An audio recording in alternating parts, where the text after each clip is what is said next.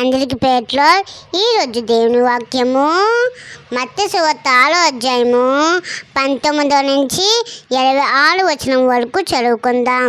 భూమి మీద మీ కొడుకు ధనమును కూర్చుకునవద్దు. ఇక్కడ చిమ్మటియు తుప్పును తినివేయును, దొంగలు కన్నములు వేసి దొంగిల్లలు. పరలోకమందు మీ కొడుకు ధనమును కూర్చుకునుడి.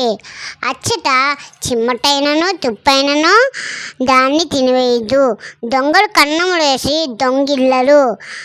నీ ధనము ఎక్కడున్ననో అక్కడనే నీ హృదయం నుండును. దేహమునకు దీపము కన్నే గనుక నీ కన్ను తేటగా ఉన్ననెడల నీ దేహమంతయు వెలుగుమై ఉండెను. నీ కన్ను చెడునైతే నీ దేహమంతయు చీకటిమై ఉండెను.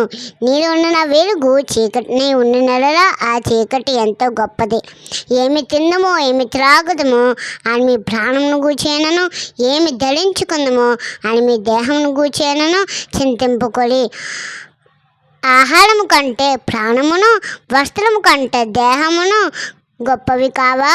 ఆకాశం పక్షులని చూడురి, అవి వెత్తవు, కోయవు, కుట్లలో కోర్చుకునవు, అయినను మీ పరలోక తండ్రి వాటిని పోషించుచున్నారు.